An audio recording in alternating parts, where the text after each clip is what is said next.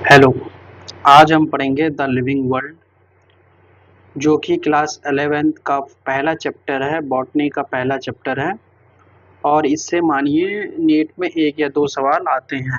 ठीक है, तो सबसे पहले हम क्या पढ़ेंगे? The living world.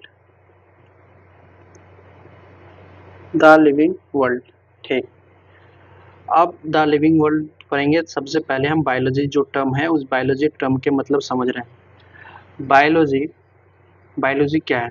Study of life forms and life processes is known as biology. Life forms के बारे पढ़ना, लाइफ कैसे कैसे बन रहा है या फिर उसके प्रोसेस किस तरह से बन रहा है, उसको पढ़ना ही बायोलॉजी है। मतलब लाइफ के बारे पढ़ना है या फिर लाइफ किस प्रोसेस किस तरीके से बन रहे हैं उसके बारे पढ़ना ही बायोलॉजी है। What indeed is life? Life सच में क्या है? लाइफ जो जिंदगी है वो सच में आखिर क्या है? तो फिलोसॉफिकल लॉजिकल, मतलब दो तरीका से हम लाइफ के बारे जान सकते हैं कि क्या लाइफ, हम लोग सच में क्या है, जिंदगी सच में क्या है। तो फिलोसॉफिकल सोच विचार ये चीज़ हमको जानना नहीं है। फिलोसॉफिकल लॉजिकल साइंस, जो हम जैसे साइंस के स्टूडेंट्स हैं तो हमको साइंस के बारे जानना है कि लॉजिक ढूंढना है।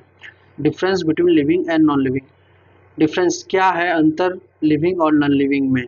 ठीक है, अब हम जो लिविंग पढ़ेंगे, लिविंग जैसे लिविंग लिविंग अब ये लिविंग में हम छह चीज़ पढ़ेंगे, तब हम डिफाइन कर सकते हैं कि ये लिविंग है या ये नॉन लिविंग है। सबसे पहला चीज़ क्या है? ग्रोथ। दूसरा रिप्रोडक्शन। तीसरा पढ़ेंगे हम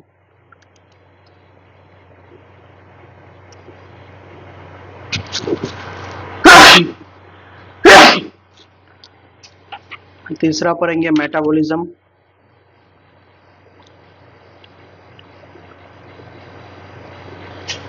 चौथा पढ़ेंगे हम सेलुलर ऑर्गेनाइजेशन।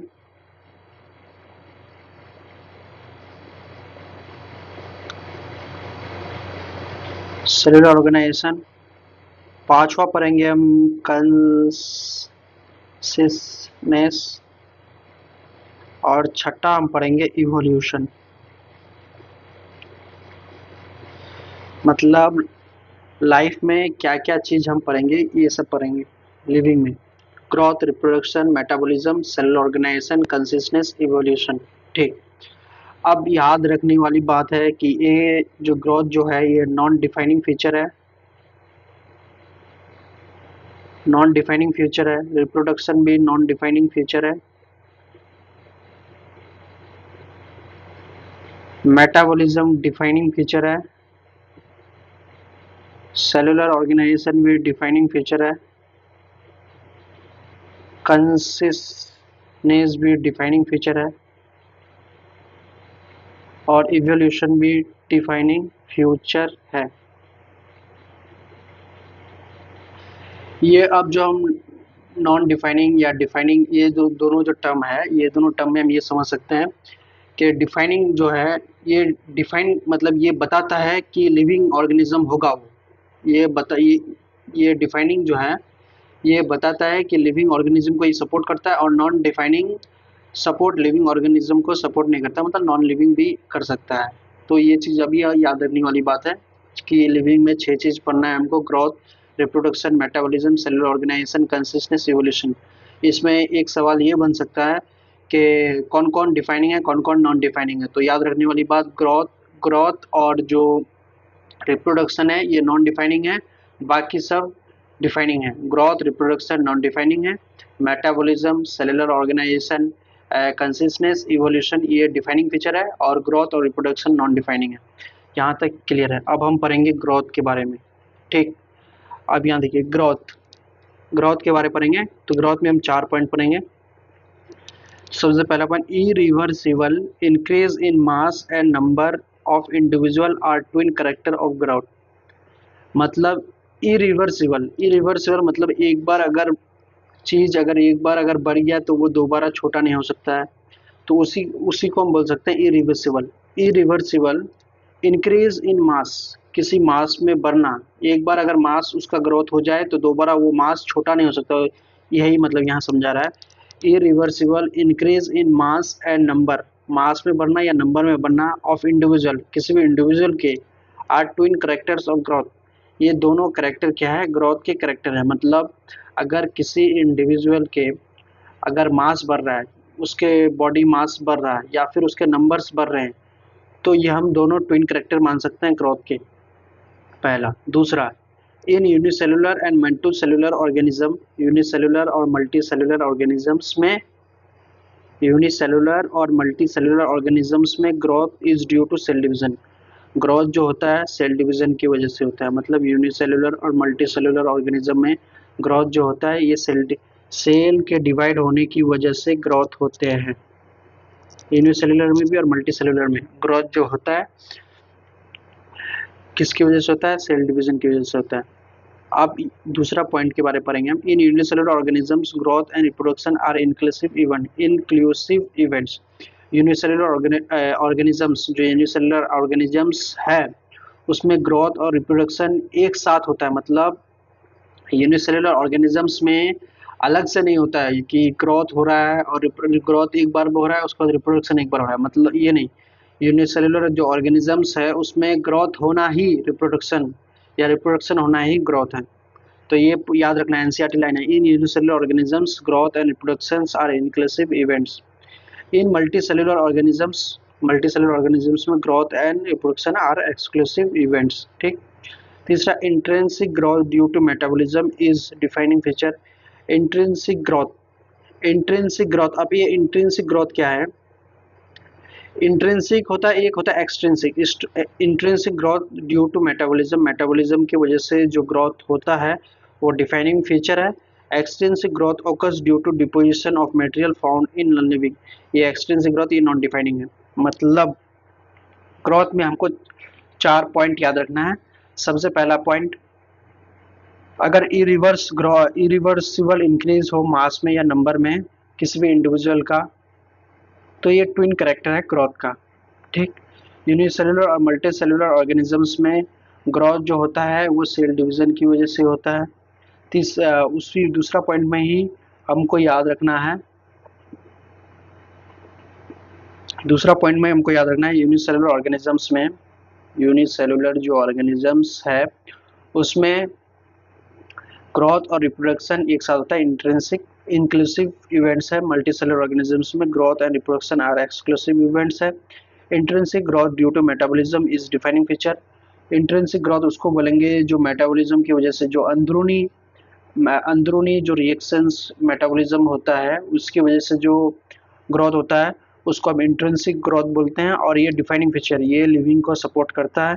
और extrinsic growth occurs due to deposition of material, किसी भी, जैसे कोई पहाड़, पहाड़ में जैसे जो सैंड है वो हवा की वजह से जमते जमते जमते जमते पहाड़ और ज़्यादा बढ़ने लग रहा है, तो ये हो गया एक्सट्रिंसिक ग्रोथ, मतलब बाहर से ग्रोथ हो रहा है। लेकिन ये जो है ये डिफाइन करता है नॉन लिविंग को, लिविंग ऑर्गेनिजम्स को डिफाइन नहीं करता है।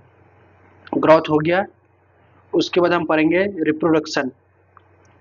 रिप्रोडक्शन, रिप्रोडक्शन क्या है, एबिलिटी टू सेल्फ रेप्लिकेट, अपने जैसे, अपने ही जैसे इंडिविजुअल को पैदा करना रिप्रोडक्शन बोलते हैं। Ability to self replicate. ठीक। रिप्रोडक्शन में to produce a new individual, एक नया इंडिविजुअल को पैदा करना, रिप्रोडक्शन इज रिक्वायर्ड, रिप्रोडक्शन ज़रूरत पड़ता है। मतलब एक नया और इंडिविजुअल को जन्म लेने के लिए या प्रोड्यूस करने के लिए रिप्रोडक्शन इज रिक्वायर्ड। ठीक। Reproduction is absent in mule, worker, honey B and स्ट्राइल human couples. देखिए, रिप्रोडक्शन में एक चीज याद रखने वाली है, रिप्रोडक्शन में हमको याद रखना क्या है, वो ये सब तो क्लियर है। To produce a new individual, reproduction is required. ठीक। अब रिप्रोडक्शन जो है किस किस में एब्सेंट होता है, रिप्रोडक्शन एब्सेंट किस किस चीज़ में होता है, ये चीज़ याद रखने वाली है। म्यूल में सबसे पहला है, म्यूल में। दूसरा है worker honey bee, worker honey bee और sterile human couple, sterile human couples. तो रिप्रोडक्शन से ये तीन, ये जो है ये एक मेन सवाल है यहाँ आ सकता है कि रिप्रोडक्शन जो है ये नॉन डिफाइनिंग फीचर है। रिप्रोडक्शन क्या है? नॉन डिफाइनिंग फीचर है। क्यों नॉन डिफाइनिंग फीचर है? क्योंकि म्यूल में रिप्रोडक्शन एब्सेंट होता है, वर्कर जो हनी बी है उसमें भी रिप्रोडक्शन एब्सेंट है। Sterile human couples, sterile human couples ऐसे इंसान जिसमें वो ऑफ स्प्रिंग पैदा नहीं कर सकता, मतलब उसका कोई रिप्रोडक्टिव ऑर्गन या रिप्रोडक्टिव कोई कैनाल वनाल खराब होने की वजह से वो स्टेराइल हो जाता है। इसलिए ये मेल फीमेल दोनों हो सकता है, इसमें मेल भी हो सकते हैं और फीमेल भी हो सकता है। तो ये तीन रिप्रोडक्शन में ये एक सवाल यहाँ से बन सकता है। ठीक, अब हम पढ़ेंगे रिप्रोडक्शन का ही।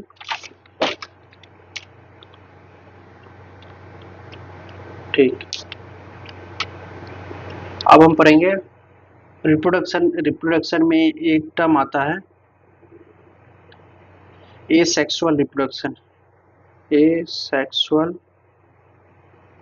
Reproduction, asexual reproduction. अब ये जो है एसेक्सुअल रिप्रोडक्शन, इसमें हमको जानना है मतलब एसेक्सुअल रिप्रोडक्शन, इसमें एसेक्सुअल रिप्रोडक्शन में ये दो टर्म आता है, एक होता है सेक्सुअल, एक होता है एसेक्सुअल। तो सेक्सुअल में मेल और फीमेल दोनों के ही ज़रूरत पड़ेगा, एसेक्सुअल में दोनों का ज़रूरत नहीं पड़ता है, उसको एसेक्सुअल रिप्रोडक्शन बोलते हैं। तो इसमें हमको याद रखना है, एकदम एग्जाम्पल है एसेक्सुअल स्पोर, एसेक्सुअल स्पोर्स कहाँ? इन एल्गी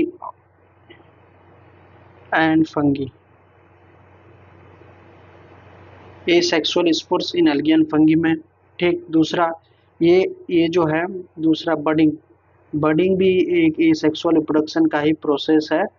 बडिंग कहाँ कहाँ होता है? ईस्ट और हाइड्रा में, ईस्ट और हाइड्रा, HYDRA हाइड्रा में। तीसरा fragmentation, FRAG fragmentation, filamentous algae, filamentous algae, filamentous algae and filamentous fungi, filamentous algae और फिलामेंटस फंगी।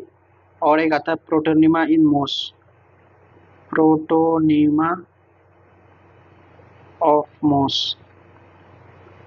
और चौथा ये आ गया एसेक्सुअल रिप्रोडक्शन। उसके बाद एक सेक्सुअल रिप्रोडक्शन आता है,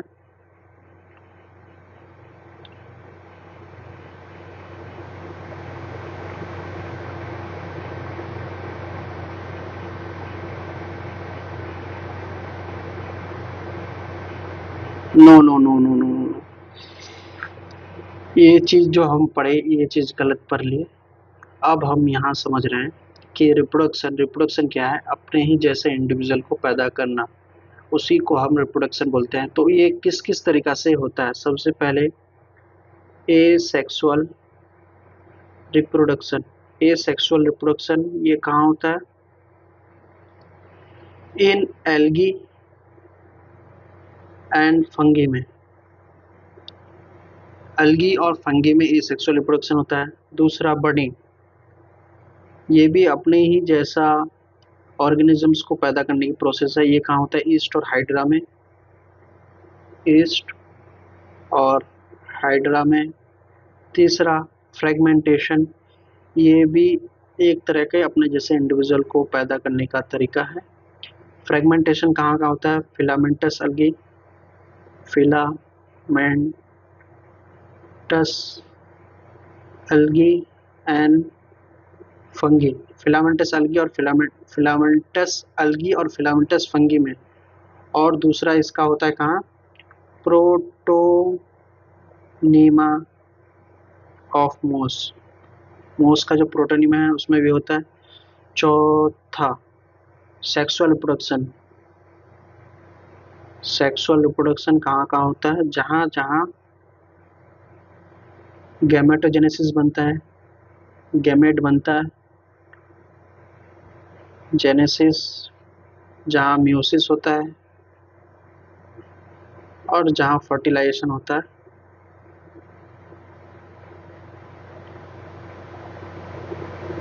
वहाँ वहाँ सेक्सुअल रिप्रोडक्शन होता है। पांचवा, true regeneration. True regeneration, true regeneration ये कहाँ होता है?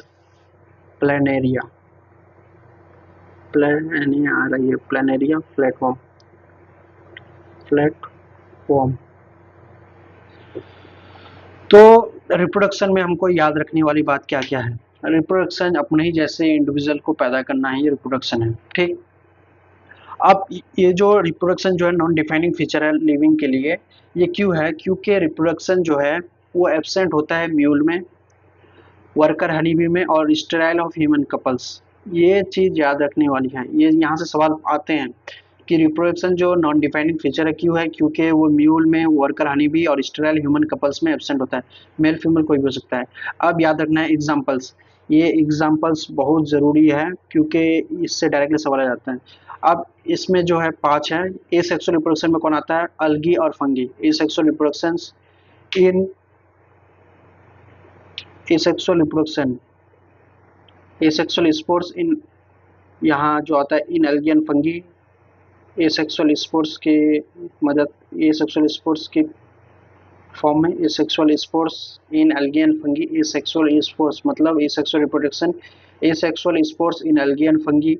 बडिंग जो होता है, सबसे पहले एसेक्सुअल रिप्रोडक्शन एल्गी फंगी में बडिंग जो होता है ईस्ट और हाइड्रा में होता है। फ्रेगमेंटेशन फिलामेंटस एल्गी या फिलामेंटस एल्गी या फिलामेंटस फंगी, और फिलामेंटस एल्गी और फिलामेंटस फंगी में। और प्रोटीनिमोस सेक्सुअल रिप्रोडक्शन, जहाँ जहाँ गैमेटोजेनेसिस होता है, म्यूसिस होता है या फिर फर्टिलाइजेशन होता है, वहाँ वहाँ सेक्सुअल रिप्रोडक्शन होता है।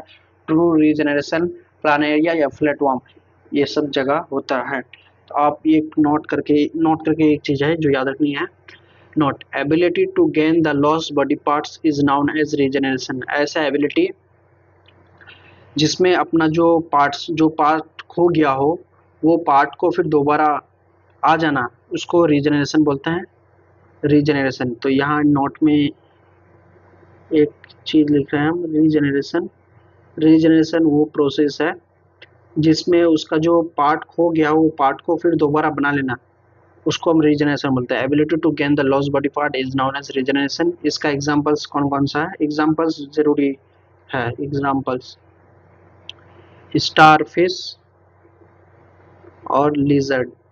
लिजर्ड जो घर में जो स्टारफिश और लिजर्ड, तो ये चीज याद रखना है, ठीक। अब हम हम अब हम ये चीज यहाँ तक क्लियर है।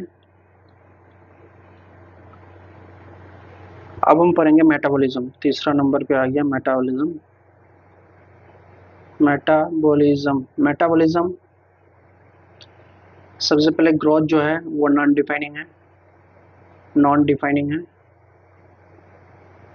और रिप्रोडक्शन भी है नॉन डिफाइनिंग है। लेकिन मेटाबॉलिज्म जो है ये डिफाइनिंग है। अब ये डिफाइनिंग क्यों है इसके बारे में हम समझ रहे हैं, ठीक। Sum of all chemical reactions occurring in a body is known as metabolism. मतलब एक बॉडी के अंदर, एक जिस्म के अंदर जितने भी रिएक्शंस हो रहे हैं, उसको अगर हम पूरा टोटल जितना भी रिएक्शन हो रहे हैं उसको अगर हम एक साथ ले तो उसको मेटाबॉलिज्म बोलते हैं। मेटाबॉलिज्म में क्या होता है? Anabolism plus catabolism. मेटाबॉलिज्म दो तरह का होता है, एक होता है एनाबॉलिज्म और एक होता है कैटाबॉलिज्म। एनाबॉलिज्म और कैटाबॉलिज्म, एनाबॉलिज्म कैटाबॉलिज्म। अब एनाबॉलिज्म क्या है, कैटाबॉलिज्म क्या है?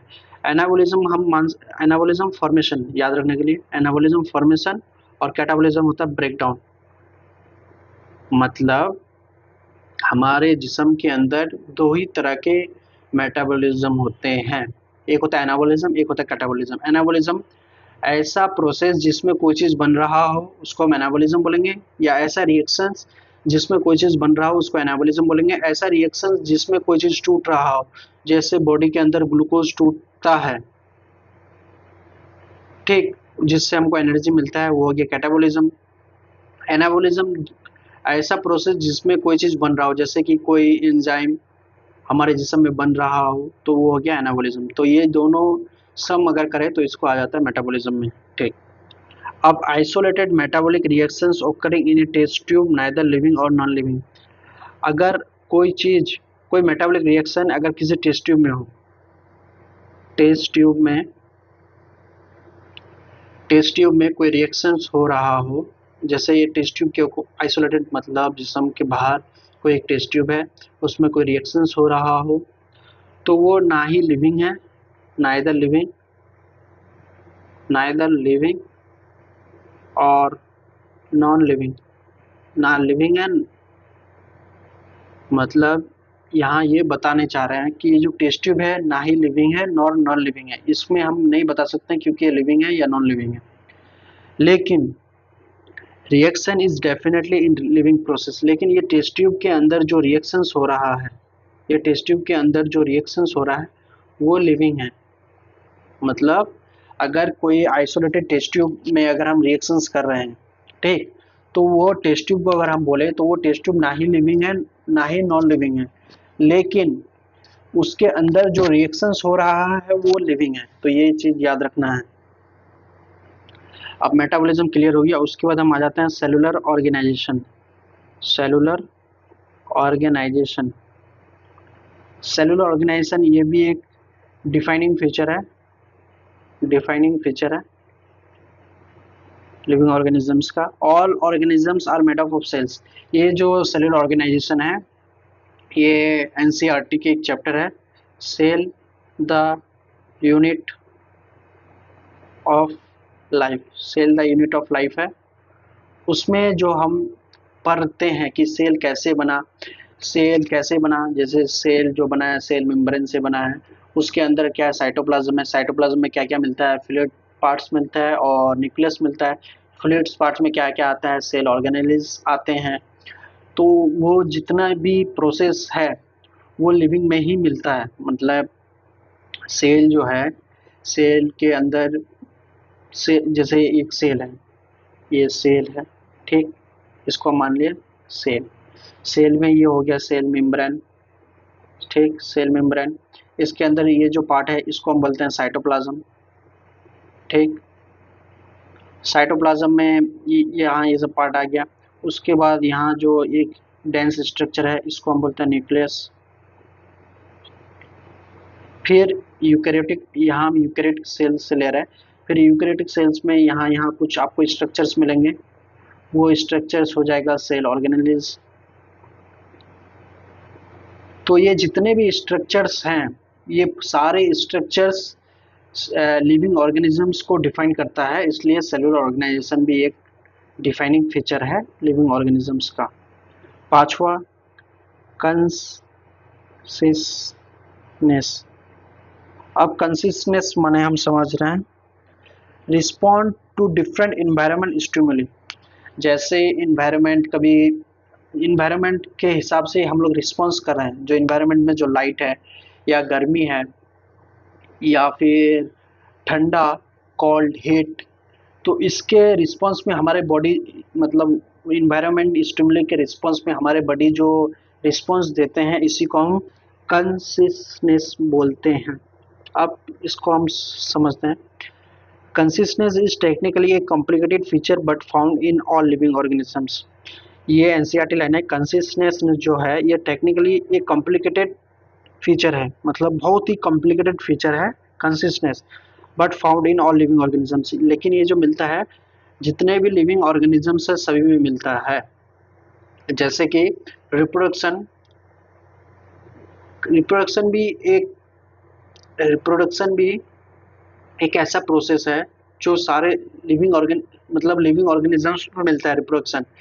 लेकिन उसमें एक एक्सेप्शंस ये है कि जो वर्कर हनी बी है या म्यूल है या फिर स्टेराइल कपल्स है ह्यूमंस के, इसमें एब्सेंट होते हैं। ये कुछ एक्सेप्शंस है रिप्रोडक्शन में, इसी की वजह से वो नॉन डिफाइनिंग फीचर है।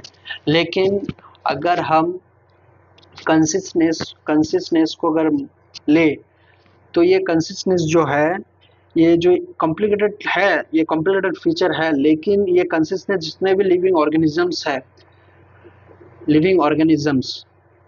सारे में कंसिस्टनेस मिलता है। प्लांट्स, एनिमल्स सब में कंसिस्टनेस मिलता है। कंसिस्टनेस फाउंड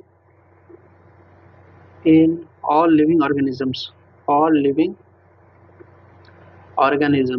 सभी लिविंग ऑर्गेनिजम्स में ये मिलता है, चाहे वो प्लांट्स हो या एनिमल्स, सभी में मिलता है।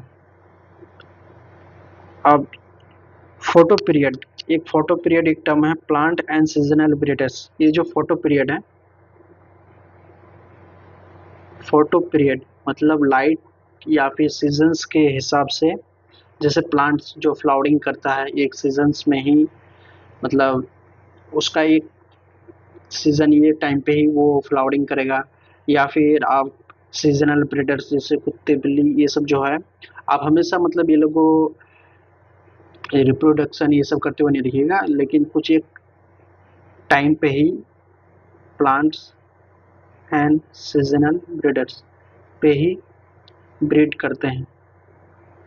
मतलब उस वक्त इन्वायरमेंट ऐसा वो लोगों को कुछ स्टिमुली देता है जिसकी वजह से वो लोग सीजनल ब्रीडर्स या प्लांट्स क्या करता है, फ्लावरिंग या फिर रिप्रोडक्शन करते हैं। तो ये फोटो पीरियड याद रखने वाला टर्म है कि कंसिस्टेंस में plants and seasonal breeders photo light की वजह से, लाइट या कोई इन्वायरमेंट में ऐसा स्टिमुली मिलता है लोगों को जिसकी वजह से वो लोग रिप्रोडक्शन या फ्लावरिंग करते हैं। उसके बाद एक सेल्फ कंसिस्टेंस,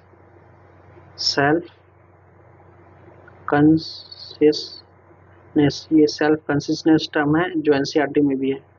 तो ये सेल्फ कंसिस्टेंस क्या है इसके बारे में पता है। It is a top level of consistence only found in humans. ये जो सेल्फ कंसिस्टेंस है ओनली इन ह्यूमंस में ही मिलता है। ठीक, we can predict the changes which is going to happen in near by future. हम प्रिडिक्ट या हम दावा कर सकते हैं कि फ्यूचर में या जो चल रहा है इसके बाद क्या होगा क्या नहीं होगा, ये सब हम प्रिडिक्ट कर सकते हैं। Coma patient do not show self consistence but consistence is present chemical medicine.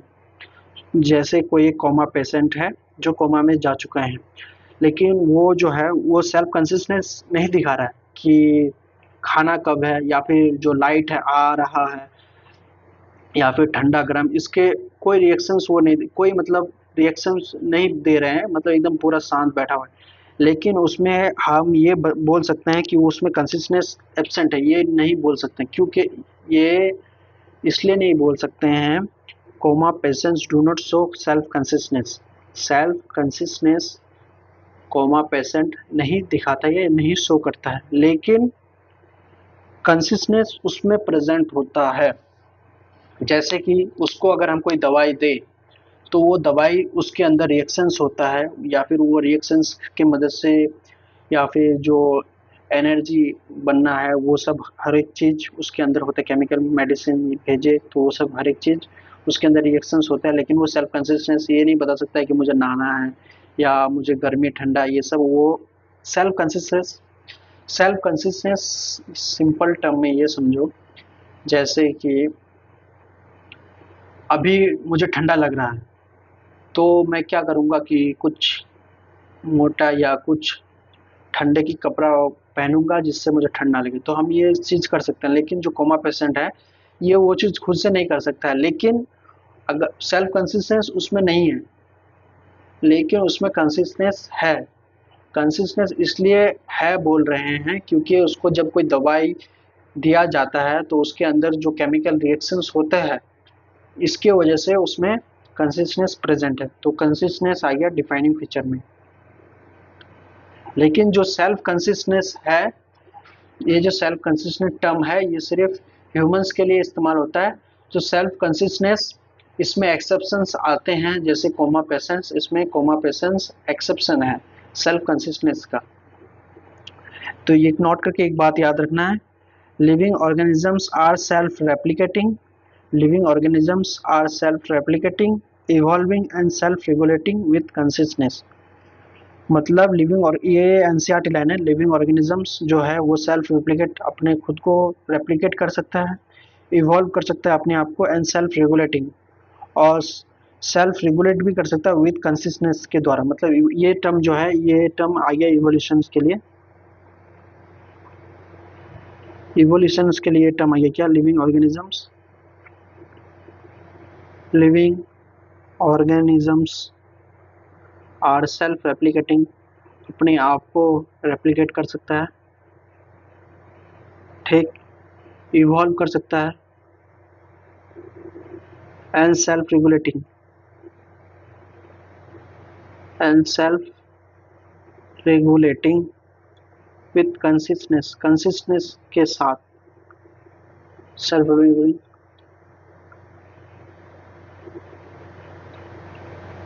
तो ये भी एक डिफाइनिंग फीचर है।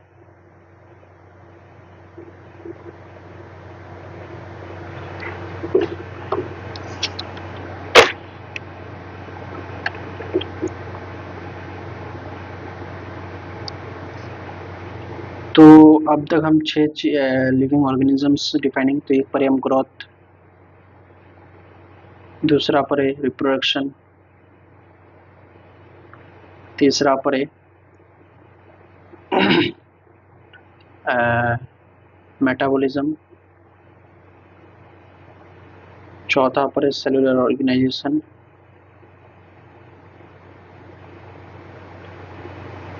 पांचवा पर है हम कंसिस्टेंस,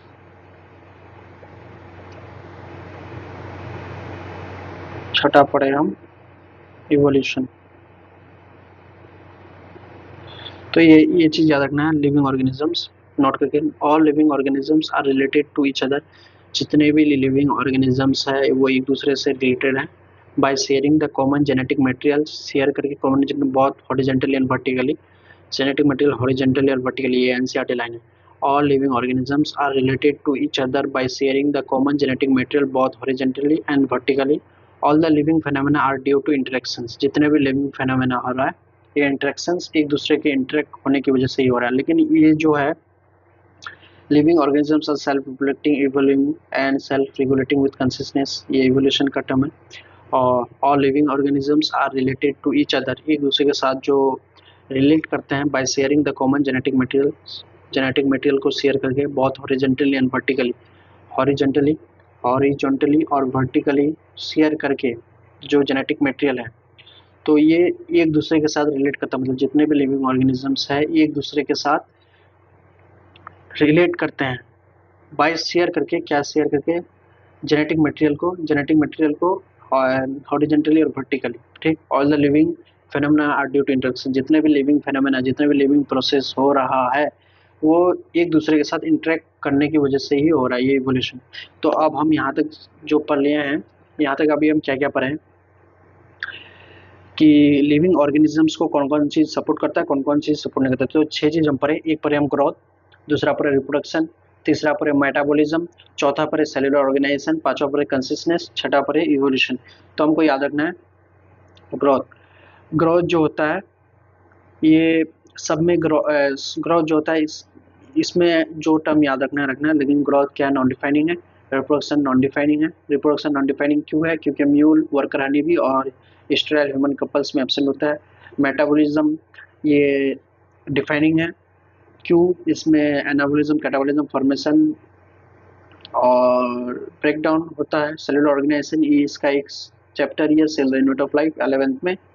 कंसिस्टेंस, कंसिस्टेंस सभी लिविंग ऑर्गेनिजम्स में प्रेजेंट होता है।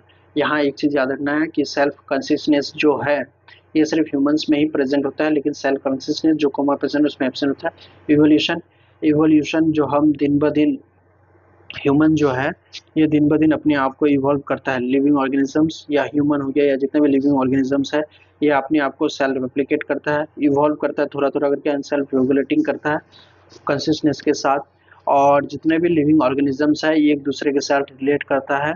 कैसे रिलेट करता है, by sharing common genetic material, वो लोग ये जो जेनेटिक मटेरियल है वो शेयर करके हॉरिजॉन्टली और वर्टिकली। और जितने भी लिविंग फेनोमेना है ये ड्यू टू इंटरेक्शंस की वजह से होता है।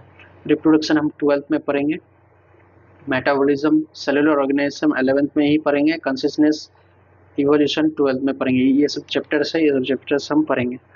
तो यहाँ तक क्लियर हो गया। ठीक, अब हम पढ़ेंगे टैक्सोनॉमी।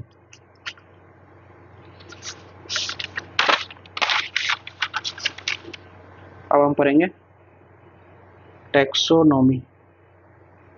टैक्सोनॉमी,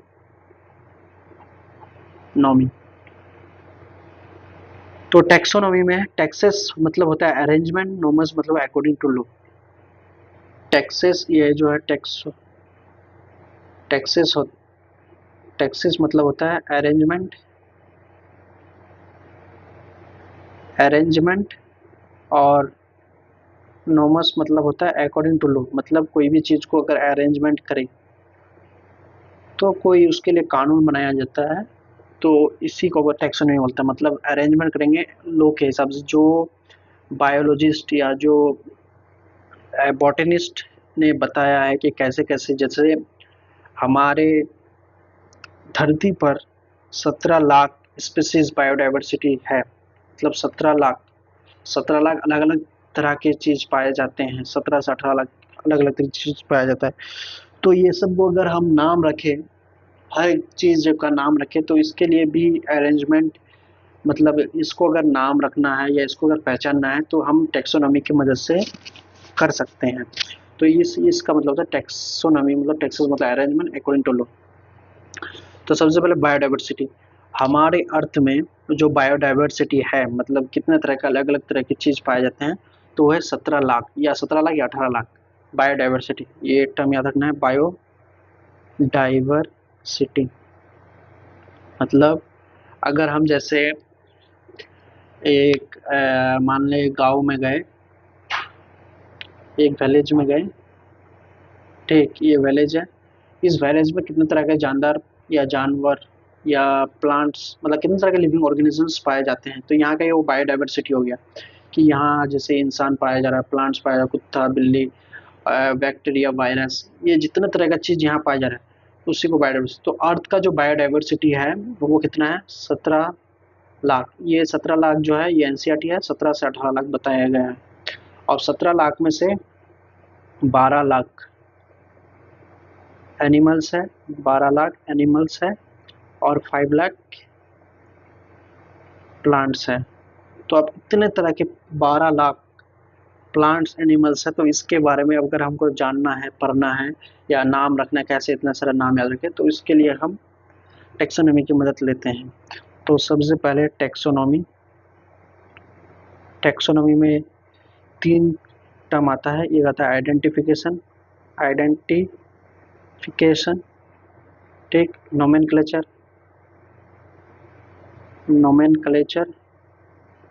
और तीसरा आ रहा है classification.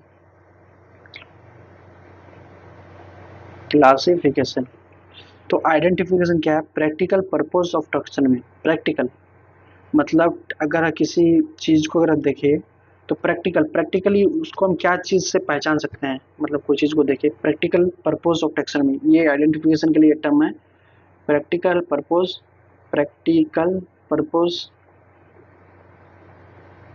Of taxonomy, practical purpose of taxonomy. Nomenclature, provide scientific name,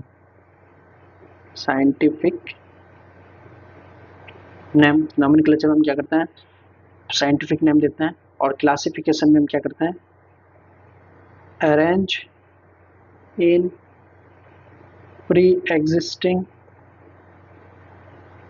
categories.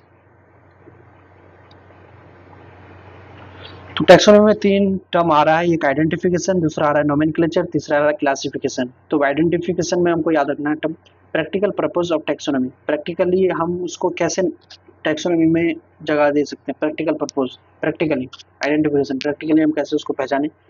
Nomenclature में हम उसको एक साइंटिफिक नेम देंगे। तीसरा क्लासिफिकेशन में हम ये करेंगे कि arrange in pre existing categories, जो चीज़ पहले से नाम रख चुका है या जो चीज़ पहले से हम जानते हैं उसके हिसाब से उसको अरेंज करेंगे। ठीक, अब एक टर्म आता है कैरेक्टराइजेशन, TERIZATION। कैरेक्टराइजेशन में हमको जानना है टू नो द कैरेक्टर, उसका कैरेक्टर को जानना है, to know the character, character के बारे में हमको जानना है। तो मतलब टैक्सोनॉमी में 4 टर्म आ गया, 3 टर्म टैक्सोनॉमी से रिलेटेड है, 1 टर्म भी रिलेटेड है लेकिन टैक्सोनॉमी में उतना रिलेटेड नहीं है। टैक्सोनॉमी में तीन चीज, identification, practical purpose of taxonomy, nomenclature, provide scientific name, classification, arrange in pre existing categories, और कैरेक्टराइजेशन में हम क्या पढ़ेंगे, to know the character, character जानने के लिए हम उसको हम पढ़ेंगे, कैरेक्टर जानने के लिए। Classification, to know the character. अब हम यहाँ एक टर्म पढ़ रहे हैं, सिस्टेमेटिक्स, सिस्टेमेटिक्स, सिस्टेमेटिक्स एक टर्म है, इसमें क्या है आ रहा है, सिस्टेमेटिक्स, सिस्टेमेटिक्स में सिस्टेमेटिक जो है ये systematic arrangement of organisms, organisms जो ऑर्गेनिजम्स है उसको सिस्टेमेटिक, मतलब सिस्टम, जैसे ये चीज़ होगा ये इसके बाद ये इसके बाद, तो सिस्टेमेटिक अरेंजमेंट ऑफ ऑर्गेनिजम्स के सिस्टेमेटिक्स क्या है, PYQ, ये PYQ है, PYQ में ये आया था कि सिस्टेमेटिक्स क्या है, तो उसमें एक ऑप्शन था systematic arrangement of organisms, organisms को सिस्टेमेटिक अरेंजमेंट में मतलब अरेंज करना है ऑर्गेनिजम्स को एक systematic arrangement of organisms he systematics है। ठीक, सिस्टेमेटिक्स में क्या आता है, taxonomy, taxonomy plus evolutionary history, evolutionary history ये सिस्टेमेटिक्स है।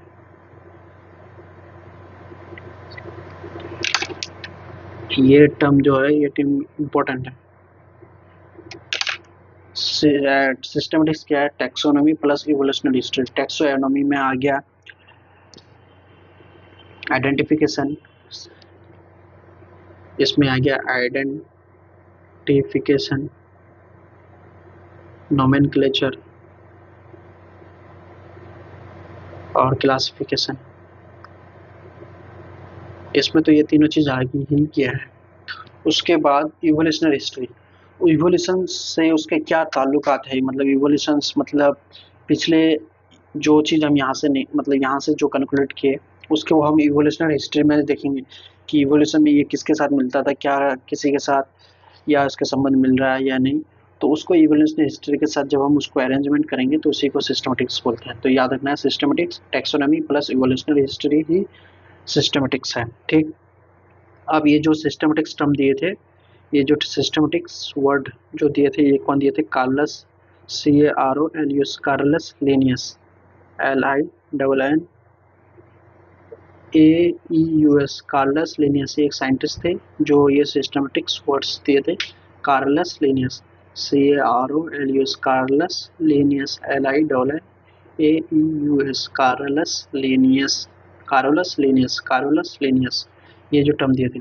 और ये कार्लस लिनियस ने ही एक बुक लिखे थे जिसमें सिस्टमेटिक्स के बारे में बताए थे, वो क्या है, सिस्टेमा नेचुरा, सिस्टेमा नेचुरा, NATURAE। तो सिस्टमेटिक्स में हमको याद क्या रखना है, सिस्टमेटिक्स में याद क्या रखना है, सिस्टमेटिक अरेंजमेंट ऑफ ऑर्गेनिजम्स। ठीक, सिस्टमेटिक अरेंजमेंट ऑफ ऑर्गेनिजम्स। उसके बाद सिस्टमेटिक्स क्या है, टैक्सोनॉमी प्लस इवोल्यूशनरी हिस्ट्री ही सिस्टमेटिक्स है। सिस्टमेटिक्स जो ये टर्म वर्ड जो दिया था ये कौन दिया था, Carolus, CAROLUS, Carolus, LINNAEUS, Carolus Linnaeus ने ये टर्म दिया था। और ये जो टर्म, ये जो सिस्टमेटिक्स जो बताए थे ये बुक में बताए थे, जिसका बुक का नाम है सिस्टेमा नेचुरा, SYSTEM, सिस्टेमा NATURAE नेचुरा। अब मॉडर्न टैक्सोनॉमी यहाँ आ गया, अब हम पढ़ेंगे मॉडर्न टैक्सोनॉमी।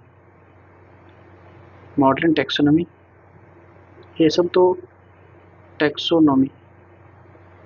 अब मॉडर्न टैक्सोनॉमी, मॉडर्न कैसे क्लासे, कैसे किसी चीज़ को नाम रखा जाता है या कैसे किसी चीज़ को अरेंज किया जाता है, modern arrangement according to law, modern arrangement according to law. Modern arrangement according to law. Law के हिसाब से मॉडर्न अरेंजमेंट क्या है। ठीक, तो इसके लिए अगर मॉडर्न अरेंजमेंट करेंगे तो cell structure plus molecular biology biology plus morphology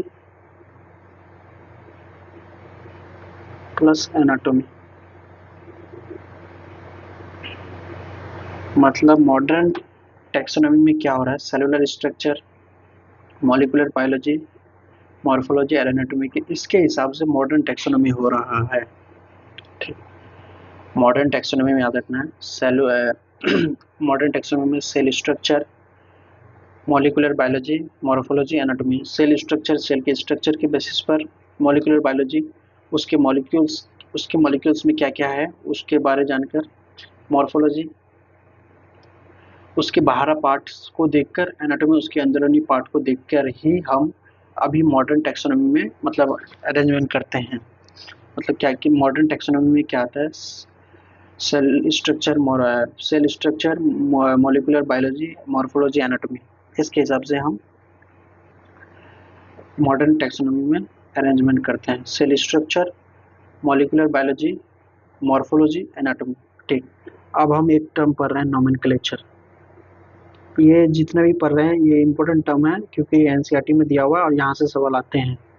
nomenclature, nomenclature क्या है, provide scientific name.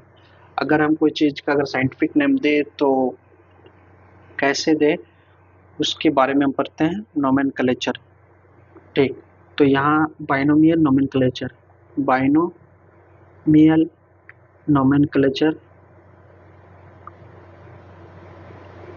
Binomial nomenclature, ये जो टर्म दिया था सीआर कार्ल वॉन लिन का बाइनोमियल नोमेनक्लेचर। ये जो बाइनोमियल नोमेनक्लेचर है ये टर्म कौन दिया था, कार्ल वॉन लिन ने, कार्ल वॉन लिन, कैरोलस लिनियस।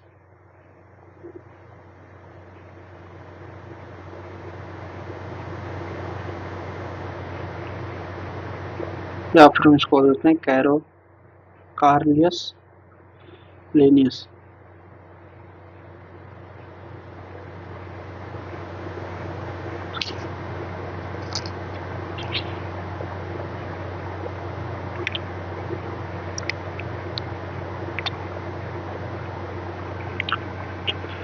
तो नोमेनक्लेचर जो बाइनोमियल नोमेनक्लेचर एक जो टर्म दिया था कार्ल वॉन लिन, ये कैरोलस लिनियस ने दिया था, कैरोलस लिनियस। ठीक, सबसे पहले यहाँ हम एग्जांपल ले रहे हैं मैंगीफेरा इंडिका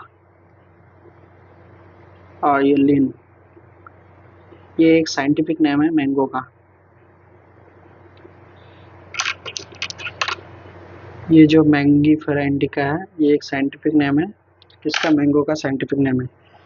तो सबसे पहले ये जो मैंगीफेरा है ये जेनेटिक एपिथिट है,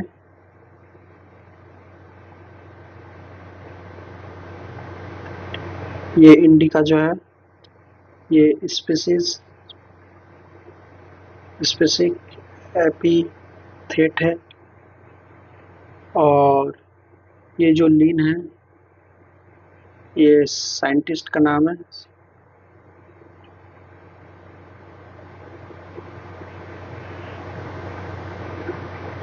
यहाँ स्पीसीज आते हैं, यहाँ जेनस। ठीक, अब हम यहाँ सिंपल ये पढ़ रहे हैं modern taxonomy, cell structure plus molecular biology plus morphology plus anatomy. Nomenclature, binomial nomenclature, Carl von Linne दिया था, Carl von Linne, Carolus Linnaeus ने दिया था, और कैरोलस लिनियस ने दिया था, उसको शॉर्ट में कार्ल वन लिन, और जो सिस्टमेटिक्स जो वर्ड है वो भी कैरोलस लिनियस ने दिया था। कैरोलस लिनियस ने ही दिया था जो सिस्टम नेचुरल। ठीक, अब मैंगो का जो साइंटिफिक नेम है वो सबसे पहले दिया था वही कैरोलस लिनियस ने ही दिया था। यहाँ याद रखना मैंगो का जो साइंटिफिक नेम है मैग्नीफेरा इंडिका। जैसे मैग्नीफेरा इंडिका है तो ये एम जो है जब हम लिखेंगे तो एम जो है ये कैपिटल होना चाहिए जेनेटिक एपिथेट का, और जो इंडिका का जो आई है ये स्मॉल होना चाहिए, ये कैपिटल होना चाहिए एम, और ये जो होना चाहिए आई जो है ये स्मॉल होना चाहिए। और यहाँ जो साइंटिस्ट का नाम है लिन LIN, यहाँ पर ये फिर कैपिटल जैसे लिखते हैं वैसे होना चाहिए। ठीक, ये मैग्नीफेरा पहला जो है ये जेनेटिक एपिथेट है, दूसरा जो है स्पेसिफिक एपिथेट है, और तीसरा यहाँ साइंटिस्ट के नाम है। ये चीज़ याद रखना क्योंकि डायरेक्टली इसमें नीट में सवाल डायरेक्टली आ जाते हैं कि मैग्नीफेरा का एम क्या स्मॉल होना चाहिए, कैपिटल होना चाहिए, कैपिटल होना चाहिए। ये क्या दिखाता है जेनेटिक एपिथेट या स्पेसिफिक एपिथेट, तो जेनेटिक एपिथेट। वही सेम सवाल यहाँ भी पूछ सकता है कि जैसे उसके जो इंडिका है, इंडिका में आई क्या स्मॉल होना चाहिए, कैपिटल होना चाहिए, स्मॉल होना चाहिए, ये क्या दिखाता है स्पेसिस जेनस, स्पेसिस एपिथेट दिखाता है। और ये जो लीन लास्ट में है ये लीन में एल क्या कैपिटल या स्मॉल, कैपिटल। और ये क्या किस चीज़ को दिखाता है, ये साइंटिस्ट वो साइंटिस्ट को दिखाता है जो सबसे पहले इसको डिस्कवर किए थे। तो अब नोमेनक्लेचर में हमको ये चीज़ तो क्लियर हो गया। प्रिंट टाइप, जब किसी चीज़ में अगर हम प्रिंट करें या बुक्स वुक्स में प्रिंट करें तो ये जो साइंटिफिक नेम है ये इटैलिक्स में होना चाहिए। इटैलिक्स में मतलब थोड़ा ऐसे करके मैंने ऐसे इटैलिक्स इसमें कंप्यूटर में आता है, इटैलिक्स ऐसे करके थोड़ा टेढ़ा होकर, और हैंड राइटिंग में सेपरेटली अंडरलाइन।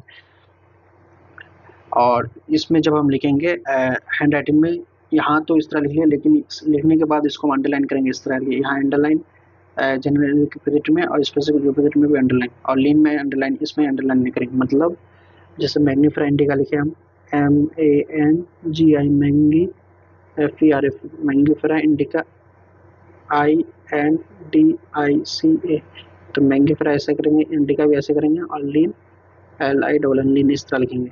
ठीक, और लैंग्वेज लैटिन में फर्स्ट लैंग्वेज जो है पहले फर्स्ट लैटिन में भी कर सकते हैं, ग्रीक सेकंड में। मतलब इसका जो लैंग्वेज है जैसे साइंटिफिक नेम का जो लैंग्वेज है इसमें दो तरह के लैंग्वेज में पाया जाता है, एक लैटिन में और दूसरा है ग्रीक में।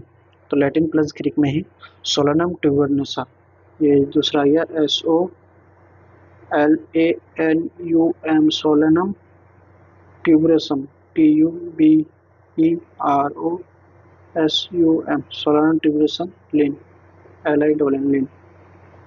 ये मैंगो और ये पोटैटो, तो इसका ये सोलानम ट्यूबरसम। तो दो चीज़ याद रखना है, मैंगो का Mangifera indica Linn, Solanum tuberosum Linn potato. ठीक, तो यहाँ प्रिंट टाइप इटैलिक्स में, hand written separately underline, language Latin first plus Greek second, Solanum tuberosum. ठीक है।